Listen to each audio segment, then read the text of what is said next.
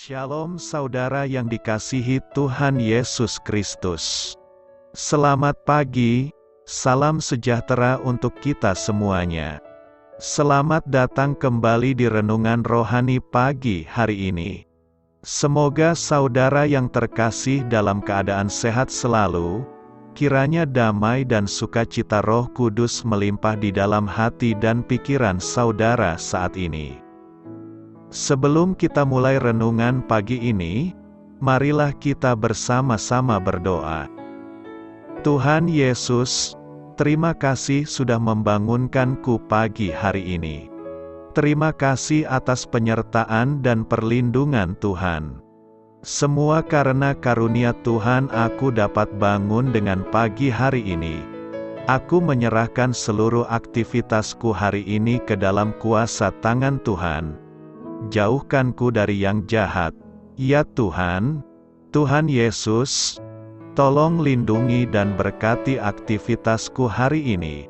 Tolong berkati juga keluarga dan teman-temanku, Bapa Surgawi, oleh karya Roh Kudus. Tolonglah aku untuk menjauhi segala sesuatu yang melukai hati-Mu. Ampunilah segala dosa kami, ya Tuhan. Dalam nama Tuhan Yesus, aku sudah berdoa. Amin.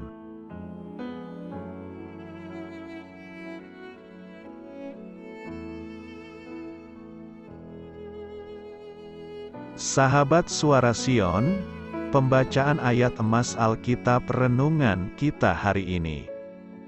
Nats pilihan kita adalah, apa gunanya seseorang memperoleh seluruh dunia, tetapi ia membinasakan atau merugikan dirinya sendiri. Tertulis dalam kitab Lukas 9 ayat 25. Bacaan kita terambil dari kitab Pengkhotbah 2 ayat 1-3 dan ayat 12 sampai dengan ayat 16. Aku berkata dalam hati, mari, aku hendak menguji kegirangan, nikmatilah kesenangan. Tetapi lihat, juga itu pun sia-sia. Tentang tertawa aku berkata, itu bodoh, dan mengenai kegirangan. Apa gunanya? Aku menyelidiki diriku dengan menyegarkan tubuhku dengan anggur, sedang akal budiku tetap memimpin dengan hikmat, dan dengan memperoleh kebebalan, sampai aku mengetahui apa yang baik bagi anak-anak manusia untuk dilakukan di bawah langit selama hidup mereka yang pendek itu. Lalu aku berpaling untuk meninjau hikmat, kebodohan dan kebebalan, sebab apa yang dapat dilakukan orang yang menggantikan raja, hanya apa yang telah dilakukan orang. Dan aku melihat bahwa hikmat melebihi kebodohan, seperti terang melebihi kegelapan. Mata orang berhikmat ada di kepalanya, sedangkan orang yang bodoh berjalan dalam kegelapan. Tetapi aku tahu juga bahwa nasib yang sama menimpa mereka semua. Maka aku berkata dalam hati, nasib yang menimpa orang bodoh juga akan menimpa aku. Untuk apa aku ini dulu begitu berhikmat? Lalu aku berkata dalam hati, bahwa ini pun sia-sia. Karena tidak ada kenang-kenangan yang kekal baik dari orang yang berhikmat, maupun dari orang yang bodoh. Sebab pada hari-hari yang akan datang kesemuanya sudah lama dilupakan. Dan, orang yang berhikmat mati juga seperti orang yang bodoh. Terambil dari kitab Pengkhotbah 2 ayat 1-3 dan ayat 12 sampai dengan ayat 16. Inti dari ayat emas renungan kita adalah, kendurkan cengkeraman Anda terhadap segala yang ada di bumi. Mari kita mulai renungan kita. Judul renungan kita hari ini adalah, tidak cukup. Mari kita mulai kisah inspiratif. Penulis kitab Pengkhotbah mengatakan bahwa kesenangan, harta benda, dan bahkan pengetahuan yang hebat tidak membawa kepuasan abadi. Perkataan Yesus bahkan melebihi itu. Dia berkata bahwa seseorang yang memiliki segalanya di bumi ini, tetapi tidak siap menyongsong kekekalan adalah orang yang mati rohani. Kita semua membutuhkan lebih dari sekadar kesenangan, uang, dan ketenaran.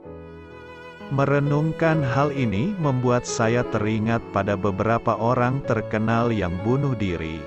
Salah satunya adalah seorang bintang bisbol, beberapa adalah pekerja di dunia hiburan, dan dua lainnya adalah pewaris harta kekayaan yang besar. Saya juga teringat pada seorang cendekiawan yang sangat dihormati dan istrinya yang bersama-sama meminum obat-obatan dengan dosis mematikan tatkala mereka mengetahui bahwa sang istri mengidap kanker stadium akhir.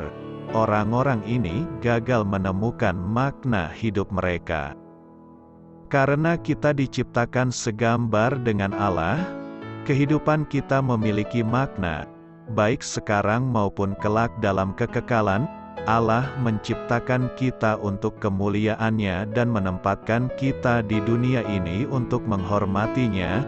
Kita mempunyai kemampuan yang luar biasa untuk merenungkan tentang Dia dan kekekalan.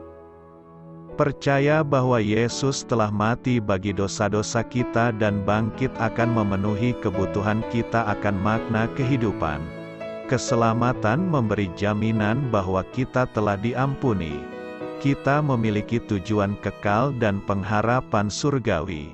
Ini cukup untuk membawa kedamaian dan sukacita yang mendalam bagi kehidupan kita. Sudahkah Anda mendapati hal ini terjadi dalam hidup Anda?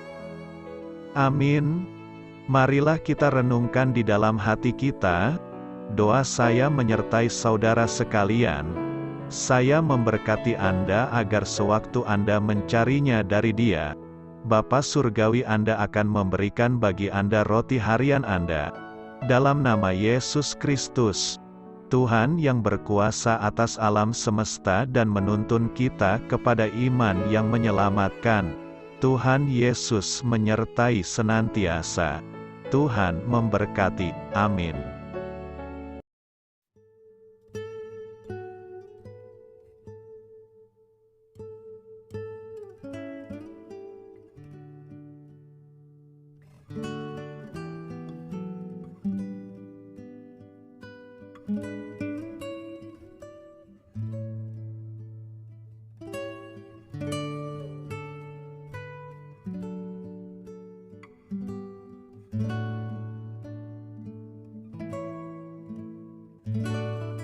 Marilah kita renungkan, sahabat pendengar, demikianlah renungan firman Tuhan di pagi hari ini. Semoga menjadi berkat di dalam hidup kita, dan sebelum kita memulai segala aktivitas kita pagi hari ini, marilah kita berdoa. Selamat pagi Bapa, malam hari telah berganti pagi, kehidupan baru telah Engkau berikan kembali bagi kami. Bapa Surgawi, tolonglah aku menyadari kebutuhan orang lain, supaya aku dapat membagikan apa yang telah Engkau berikan kepadaku. Pada saat aku membutuhkan, berilah aku keyakinan bahwa Engkau akan mencukupkanku, melalui orang-orang yang mengasihi-Mu.